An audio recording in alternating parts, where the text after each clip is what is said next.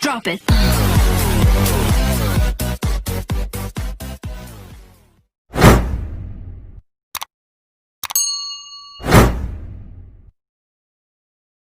Pegawai pemerintah dengan perjanjian kerja untuk formasi jabatan guru akan dilaksanakan secara transparan, akuntabel, efektif, efisien, dan terintegrasi. Semua dilakukan by system. Data yang terdaftar, mereka yang mendaftar, kemudian datanya akan terintegrasi dengan data Dapodik untuk melihat, karena tadi dibatasi bahwa P3K guru ini, itu scopingnya dibatasi bahwa diprioritaskan untuk guru yang sekarang sudah menjadi honorer, yang dia datanya terdaftar di Dapodik, maka tentu saja nanti pada saat pendaftaran sistem juga akan terkoneksi atau terintegrasi dengan data Dapodik, ya, data Dukcapil, sehingga kami memastikan bahwa semua data orang yang mendaftar itu adalah warga negara Indonesia. Semua proses pengiriman data itu akan dilakukan dengan menggunakan sistem, jadi tidak ada data yang akan tercecer di tengah jalan. Begitu selesai pelaksanaan seleksi, maka nanti dilakukan pengolahan, hasil ujian itu juga langsung disampaikan kepada BKN untuk dilakukan pengolahan nilai dan sekaligus melakukan penetapan NIP. Nah, di BKN sekarang ini kita tidak lagi melakukan mencetak dengan menggunakan kertas, tetapi semua termasuk penandatanganan untuk siapa saja yang lulus sudah menggunakan tanda tangan digital. Paparan berikutnya akan disampaikan oleh Kepala Badan Kepegawaian Negara yang diwakili oleh Bapak Suharmen selaku Deputi Bidang Sistem Informasi Kepegawaian Badan Kepegawaian Negara. Kepada yang terhormat Bapak Suharmen, waktu dan tempat kami persilahkan. Bapak Kepala BKN pada waktu yang lalu sudah menyampaikan bahwa BKN dalam konteks pelaksanaan reformasi guru, khususnya sektor pendidikan, BKN sangat mendukung penuh terhadap apa yang sedang dilakukan oleh Pak Menteri Nadiem Anwar Makarim, dan BKN tentu saja akan berkomitmen untuk memenuhi kebutuhan apa yang sudah disampaikan di dalam reform beberapa kali rapat pertemuan yang sudah dibahas sebelumnya. Untuk itu, sesuai dengan agenda yang disampaikan kepada Kepala BKN, kami akan sampaikan bagaimana kebijakan terkait dengan pengadaan guru P3K ini pada tahun 2021. Mungkin langsung ke slide ketiga, mungkin. Terus lanjut, terus saja. Terus satu lagi ya. Pelaksanaan seleksi P3K guru atau pegawai pemerintah dengan perjanjian kerja untuk formasi jabatan guru, pada dasarnya prinsip pelaksanaannya, terutama di dalam konteks pelaksanaan seleksi, akan dilaksanakan secara transparan, akuntabel, efektif, efisien, dan terintegrasi. Transparan tentu saja sebagaimana proses pelaksanaan seleksi calon pegawai negeri sipil ataupun calon pegawai P3K tahap pertama yang sudah dilakukan beberapa waktu yang lalu, di mana semua publik masyarakat akan bisa mengontrol, melihat dari capaian yang diperoleh oleh setiap peserta seleksi. Sehingga tidak ada kemudian di dalam proses seleksi ada yang merasa dirugikan atau ada yang merasa dicurangi di dalam terhadap capaian-capaian seleksi yang dilakukan oleh setiap peserta. Dan di dalam konteks tahapan pengadaan aparatur sipil negara, bagaimana diatur di dalam Undang-Undang Nomor 5 Tahun 2014 tentang aparatur sipil negara, maka tahapan di dalam pelaksanaan seleksi pengadaan ASN itu dimulai dari perencanaan, yang ini sudah beberapa kali dilakukan oleh rapat-rapat pertemuannya, termasuk nanti kemudian akan diikuti dengan pengumuman lowongan, yang hari ini kita lakukan kick off-nya untuk pengumuman lowongan, kemudian nanti melakukan pelamaran, para peserta melamar kepada pemerintah tentu saja, kemudian melakukan seleksi dan pengumuman hasil seleksi serta melakukan pengangkatan atau penetapan nomor induk P3K bagi pegawai yang lolos seleksi. Dan di dalam proses seleksi ini ada beberapa instansi yang terlibat secara langsung yang tadi sudah disampaikan juga oleh Pak Teguh. Misalnya di dalam Kementerian Pan-RB itu terlibat di dalam menentukan formasi kebutuhan, berapa banyaknya formasi yang dibutuhkan untuk guru P3K ini di tahun 2021. Tadi Mas Menteri menyampaikan ada kebutuhan sampai dengan 1 juta guru. Apakah nanti 1 juta guru bisa kita penuhi sekaligus atau nanti dilakukan secara bertahap tetapi tetap tercapai 1 juta guru misalnya. Yang kedua, karena nanti ada proses seleksi, maka tentu saja nanti akan ada passing grade. Berapa tingkat kelulusan dari seseorang guru, sehingga kualitas seseorang guru seperti tadi diarahkan oleh, sampaikan arahan dari Pak Wapres misalnya, ada beberapa kompetensi-kompetensi dasar dan kompetensi teknis yang dibutuhkan bagi seseorang guru, sehingga ke depan kita berharap bahwa kualitas anak didik kita itu akan jauh lebih baik.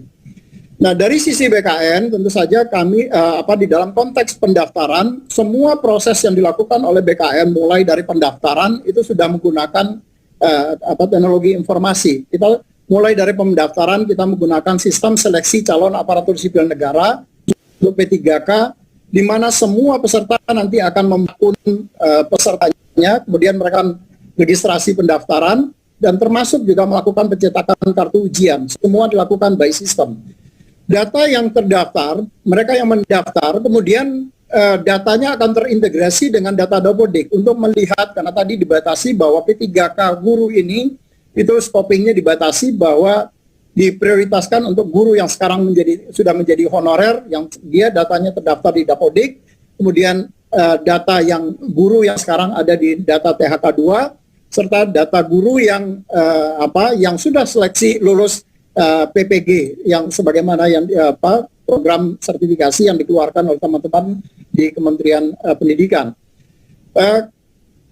Karena di dalam Undang-Undang ASN, Undang-Undang Nomor 5 Tahun 2014 juga yang berhak menjadi aparatur sipil negara adalah warga negara Indonesia, maka tentu saja nanti pada saat pendaftaran sistem juga akan terkoneksi atau terintegrasi dengan data Dapodik data Dukcapil.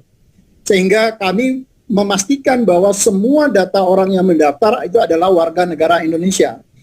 Nah, begitu nanti mereka setelah melakukan pendaftaran, maka data kemudian akan dikirim ke sistemnya Kementerian Dikbud, UNBK, Ujian Nasional Berbasis Komputerisasi. Semua proses pengiriman data itu akan dilakukan dengan menggunakan sistem. Jadi tidak ada data yang akan tercecer di tengah jalan.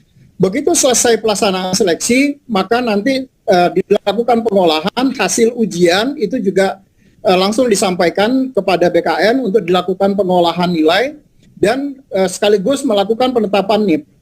Nah, di BKN sekarang ini kita tidak lagi melakukan mencetak dengan menggunakan kertas, tetapi semua termasuk penandatanganan untuk siapa saja yang lulus sudah menggunakan tanda tangan digital yang sistemnya dikoordinasikan oleh teman-teman di Badan Cyber dan Sandi Negara. Dalam konteks penetapan nomor induk pegawai PTA nanti itu juga dengan menggunakan sistem informasi aparatur sipil negara. Jadi BKN termasuk nanti ke depan untuk melakukan unggah dokumen persyaratan yang dibutuhkan untuk pengangkatan seseorang menjadi calon pegawai negeri sipil ataupun calon pegawai P3K itu sudah menggunakan sistem secara keseluruhan. Next. Lanjut. Nah, di dalam konteks pelaksanaan guru P3K, pegawai pemerintah dengan perjanjian kerja, kalau kita berbicara perjanjian, maka tentu akan ada kapan rentang waktu perjanjian kerja itu. Undang-Undang Nomor 5 Tahun 2014 ataupun PP 49 Tahun 2017 tentang manajemen P3K, di situ sudah mengatur bahwa perjanjian kontrak dengan pegawai P3K itu paling singkat dilakukan 1 tahun dan dipanjang sesuai dengan pencapaian kinerja dari setiap pegawai P3K tadi. Termasuk juga nanti kesesuaian dari kompetensi. Jadi kalau kompetensinya ternyata tidak pas di bidang itu, maka tentu saja kontrak P3K-nya bisa diputus dan yang bersangkutan kemudian bisa mengikuti kontrak dengan jabatan yang lain, yang berbeda. Kemudian tentu tapi setelah melaksanakan seleksi. Kemudian ada berdasarkan atas kebutuhan instansi. Jadi kenapa Anjap ABK, analisa jabatan dan analisa beban kerja dari setiap ASN, baik itu CPNS ataupun calon pegawai P3K, itu harus disusun berdasarkan analisa jabatan dan analisa beban kerja. Kemudian yang terakhir adalah kontrak itu dapat diperpanjang setelah mendapat persetujuan dari PPK, pejabat pejabat pembina kepegawaian, yang dalam hal ini adalah Bapak Ibu Gubernur, Bapak Ibu Bupati, dan Bapak Ibu Wali Kota. Nah, dalam konteks peraturan perundang-undangan juga diatur apa sih yang kemudian bisa menyebabkan perjanjian kerja itu bisa dihentikan. Yang pertama, dia bisa dihentikan secara hormat. Kalau misalnya jangka waktu perjanjiannya sudah berakhir. Misalnya kalau dia sudah memasuki batas usia yang dipersyaratkan di dalam jabatannya. Jadi kalau untuk guru misalnya batas usia yang dipersyaratkan di dalam jabatannya maksimum 60 tahun, maka nanti mereka akan dapat diberhentikan dengan hormat setelah yang bersangkutan mencapai batas usia 60 tahun. Kemudian juga karena yang bersangkutan meninggal dunia atau karena atas permintaan sendiri, mungkin dia diterima dari pekerjaan di tempat lain, kemudian dia mengundurkan diri, maka dia bisa diberhentikan dengan hormat. Kemudian karena ada faktor perampingan organisasi kebijakan pemerintah yang mengakibatkan ada mau tidak mau atau suka tidak suka ada pengurangan dari pegawai P3K itu sendiri. Kemudian yang terakhir adalah karena dia tidak cakap secara jasmani dan atau rohani, sehingga yang bersangkutan kemudian tidak mampu menjalankan tugas dan kewajibannya sebagaimana yang diperjanjikan di dalam kontrak kerjanya mereka.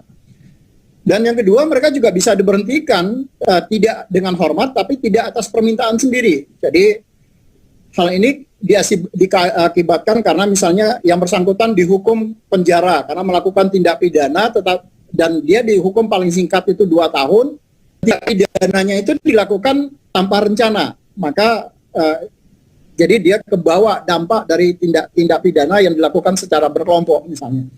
Nah, dia bisa diberhentikan dengan hormat tapi tidak atas permintaan sendiri. Kemudian yang kedua adalah karena dia melakukan pelanggaran disiplin tingkat berat sebagaimana yang diatur di dalam PP 53 tentang disiplin pegawai ASN. Kemudian dia juga bisa diberhentikan dengan hormat tidak atas permintaan sendiri sebagai konsekuensi dari tidak memenuhi target kinerja yang telah disepakati. Jadi Bapak Ibu PPK, Bapak Ibu Gubernur, Bupati, Wali Kota itu dapat melakukan evaluasi atas kinerja dari setiap PPK yang kita angkat, kemudian apakah yang bersangkutan kemudian layak untuk dilakukan perpanjangan kontrak kinerjanya atau tidak. Kemudian yang ketiga adalah dia bisa diberhentikan dengan tidak hormat. Apabila kalau dia melakukan penyelewengan terhadap Pancasila dan Undang-Undang Dasar, maka dia bisa diberhentikan dengan tidak hormat. Kemudian dia dihukum penjara atau kurungan karena telah melakukan tindak pidana kejahatan jabatan. Jadi dia melakukan korupsi yang ada hubungannya dengan jabatan, dan itu kemudian sudah ditetapkan oleh keputusan pengadilan, maka dia bisa diberhentikan dengan tidak hormat. Yang selanjutnya adalah kalau dia ikut menjadi anggota atau pengurus partai politik. Ini tidak hanya berlaku bagi pegawai P3K, tetapi juga berlaku bagi pegawai negeri sipil. Jadi kalau dia menjadi partai politik, maka yang bersangkutan kemudian dapat diberhentikan dengan tidak hormat. Dan yang terakhir adalah yang bersangkutan kemudian dihukum penjara karena melakukan tindak pidana yang diancam dengan pidana penjara paling singkat 2 tahun atau lebih, dan pidana tersebut dilakukan secara berencana. Jadi sudah ada tindakan-tindakan yang berdampak terhadap tindakan pidana yang kemudian yang bersangkutan dipenjara. Ini kemudian bisa diberhentikan dengan tidak hormat bagi pegawai P3K yang tadi. Itu mungkin beberapa hal yang perlu kami sampaikan dari sisi Badan Kepegawaian Negara, dan atas perhatiannya kami ucapkan terima kasih. Assalamualaikum warahmatullahi wabarakatuh. Waalaikumsalam.